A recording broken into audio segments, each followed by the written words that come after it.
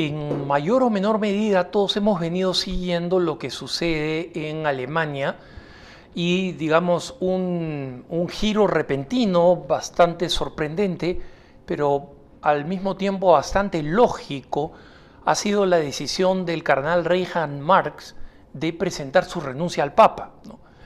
Tengamos en cuenta quién es el cardenal Reinhard Marx. Es una persona extremadamente emblemática en todo este proceso de lo que está pasando en Alemania. Número uno, él fue el presidente de la Conferencia Episcopal Alemana que preparó todo esto que conocemos ahora, este desastre que conocemos con el nombre de Camino Sinodal. En segundo lugar, él es, desde que era presidente del Episcopado alemán, es uno de los miembros del comité de cardenales que han asistido al Papa Francisco en el proceso de reforma de la curia que todavía no concluye, ¿no? Y número tres, es el arzobispo de una de las dos diócesis más importantes de Alemania, y aquí hablo en términos de tamaño, número de católicos y recursos financieros, ¿no? Porque hay otras diócesis históricas que son muy importantes, pero quiero hablar ahora digamos, en términos pragmáticos, si quieren, de la diócesis. Él es arzobispo de Múnich, ¿no? Y la complejidad de todo lo que está involucrado en esto voy a explicarlo de una manera más precisa en mi programa Cara a Cara, más adelante, cuando hagamos el programa, donde tengo una hora para explicar los detalles, que son complejos, ¿no? Pero quiero referirme a la carta de renuncia, porque en la carta de renuncia del cardenal, él simplemente dice: presento mi renuncia. Su renuncia obviamente implica renunciar al ser arzobispo de Múnich, pero está también renunciando al comité de expertos cardenales que asesoran al Papa. Ese es otro tema que está allí en el aire, ¿no? Pero no quiero juzgar la fe del cardenal Marx. Nadie puede juzgar la fe, nadie puede juzgar las intenciones, nadie puede juzgar el interior. Pero muchos católicos creen que este deber de no juzgar las intenciones de la persona significa no juzgar, punto. Y eso no es lo que enseña la Iglesia Católica. La Iglesia Católica nos obliga a juzgar los hechos. Los hechos externos evidentes no pueden ser ignorados por un católico con la excusa de no juzgar. Si hay un asesinato, Pedro mata a Juan, eso tiene que decirme algo respecto de Pedro si quiero que Pedro sea el próximo presidente de mi país. Porque estoy juzgando no las intenciones. Eso ya lo verá la justicia, lo verá el sacerdote en el confesionario, pero nadie puede juzgar la intención. El hecho de que ha habido un asesinato es algo que no solamente un católico puede juzgar, sino que debe juzgar. Entonces, muchas personas que no saben esto, que no entienden lo que significa donde no juzga y donde juzga un católico, absténganse de comentarios diciendo: no lo juzguemos, no lo juzguemos. Nadie lo está juzgando en términos de sus intenciones o de su propia santidad o de su fe. Estamos juzgando por lo que ha escrito, y él, cuando escribe, dice dos cosas. Primero, la Iglesia ha llegado a un callejón sin salida, ¿no? Esas son sus palabras traducidas precisamente del alemán al español. Y decir que la Iglesia ha llegado a un callejón sin salida, aunque más adelante dice esto puede ser un punto de inflexión, este callejón sin salida puede ser de pronto un punto de inflexión, de cambio, pero decir que estamos en un callejón sin salida es algo con lo que estoy parcialmente de acuerdo, porque creo que esa es la situación en la que él y los que piensan como él en Alemania han llegado. Ellos verdaderamente están en un callejón sin salida, y lo voy a explicar ahora después de aclarar este otro punto. Y es que el cardenal Marx dice que la crisis generada por los abusos sexuales son una crisis que nosotros no podemos superar y que lamentablemente todo lo que se necesita para corregir esa crisis es algo que él ya no sabe qué hacer, no puede hacer nada al respecto, porque él dice, tenemos responsabilidad personal, pero fundamentalmente es una crisis institucional, ¿no? Y que posiblemente cuando habla más adelante del punto de inflexión, él dice que ese punto de inflexión es el camino sinodal. O sea, básicamente la catástrofe que estamos viendo en Alemania, él cree que es el punto de inflexión, ¿no? O sea, que podría ser lo que cambie en la iglesia. El problema, hermanos, es este. En la mentalidad de los reformistas alemanes, el problema de los abusos sexuales básicamente tiene que ver con el tema del el celibato sacerdotal y con el hecho de que son varones célibes y esa es la razón por la cual el varón célibe abusa. Es decir, que un varón que es célibe es potencialmente un pervertido, cosa que no está demostrado por nada, mucho menos por la psicología. O sea, una persona que por un tiempo determinado o por toda su vida no tiene relaciones sexuales por múltiples razones, en el caso de la iglesia, la consagración, como quien les habla, yo soy un laico consagrado, somos en realidad pedófilos en potencia. Y esa no es la verdad de la psicología. Esa no es la verdad de la psicología.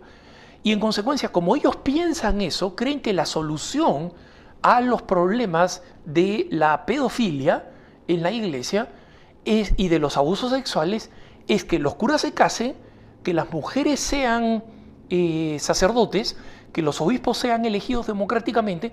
Son todas estas soluciones que son absolutamente contrarias no solo a la tradición, sino a la fe revelada. Entonces, ¿qué cosa pasa? La iglesia no ha llegado a un callejón sin salida. Los católicos que quieren abandonar la doctrina católica, pero quieren seguirse llamando católicos, es decir, que quieren hacer exactamente lo mismo que Lutero en su propio país.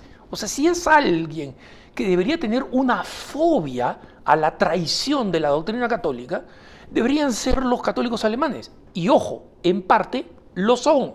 Los verdaderos católicos de los que he hablado múltiples veces, a los que conozco, donde tengo personas que trabajan para todo nuestro grupo de agencia de noticias, que son excepcionales, pero esos líderes pagados, esos funcionarios, esos excuras, esos son los que presentan este tipo de opinión. ¿Quieren que seamos exactamente igual que los protestantes? ¿Que no nos diferenciemos en nada? ¿No? Intercomunión, que reciban la comunión ellos, que reciban la comunión el que se acerca, porque claro, para los evangélicos cualquiera puede recibir la comunión, porque para ellos no hay sacramento de la confesión, número uno, y número dos, la comunión es un símbolo, no es la presencia real de Jesucristo. Entonces, básicamente estos católicos quieren ser protestantes, solo que sean diferentes a los protestantes porque se llaman católicos y siguen perteneciendo de alguna forma misteriosa de la Iglesia Católica Universal.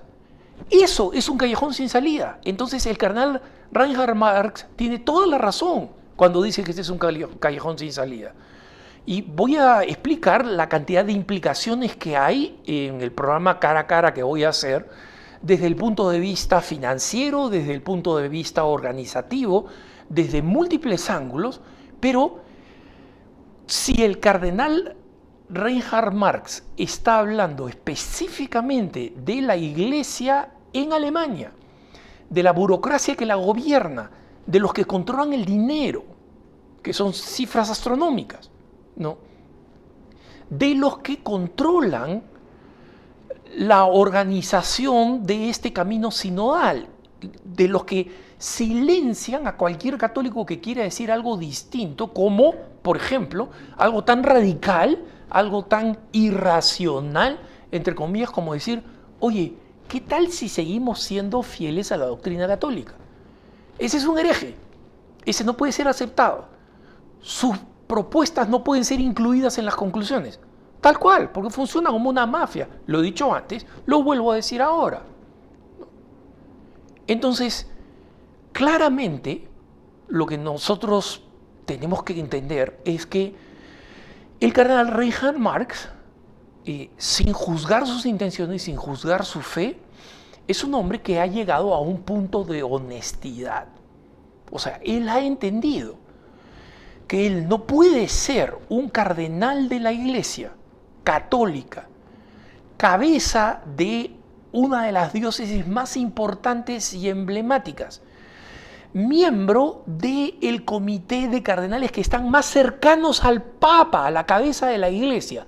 No puede ser eso y al mismo tiempo promover, aceptar y ponerle el sello de garantía a las aberraciones doctrinales que están pretendiendo aprobar en el camino sinodal. Entonces, es lógico, él no puede, es simplemente una contradicción, ni siquiera es una quimera, ¿no? Porque las quimeras son inimaginables. No, esa es una total contradicción, una total imposibilidad. Para los que les gusta la lógica clásica, es una total contrariedad. ¿No? ¿Y esto qué cosa quiere decir? Quiere decir que no se puede hacer eso, que los que están sacando adelante el camino sinodal van a tener que descubrir que sus conclusiones no pueden ser aceptadas por la Iglesia Católica, que los que quieren hacer eso tienen dos caminos. Uno, el de la conversión, convertirse y decir, ok, he abandonado la Iglesia, he abandonado la doctrina, he abandonado el sacramento de salvación que es la Iglesia Católica y vuelvo a convertido y arrepentido, o simplemente me voy. Y hermanos, lamentablemente la historia de la Iglesia nos muestra que los que se van, los que deciden irse, los que deciden apostatar, son normalmente un número muchísimo mayor que los que se convierten. Porque largarse es más fácil que convertirse. Convertirse es extremadamente difícil, porque comienza por una decisión de humildad, de decir, esto es pecado, lo que estoy haciendo está mal, la Iglesia es la que está bien, ella es el sacramento de salvación, Señor mío, he pecado contra el cielo y contra ti, como diría el hijo pródigo, no merezco llamarme hijo tuyo, y volver como el hijo pródigo, como hijo, pero de la Iglesia verdadera. Entonces, va a haber mucho pan que rebanar. Les digo, estén atentos los que están interesados en este tema a las noticias que vamos a seguir publicando en Así Prensa, ¿no? Y recemos mucho por el cardenal Marx. Él ha tenido un acto de honestidad, pero recemos por aquellos que han seguido empujando este camino imposible de herejía al interior de la Iglesia Católica y ni siquiera han tenido la decencia de decir, este es un callejón sin salida. La Iglesia no está en un callejón sin salida, nunca va a estar en un callejón sin salida, porque la Iglesia es de Cristo, Ecclesiam suam, su Iglesia, como decía el Papa Pablo VI, no la nuestra. Y las puertas del infierno no van a prevalecer sobre ella. Pero de que vamos a hacer una iglesia mucho más pequeña, porque va a ser la iglesia de los fieles, y de hecho en Alemania va a ser muchísimo más pequeña y probablemente hasta pobre, eso es extremadamente probable. Espero que tengan un buen día.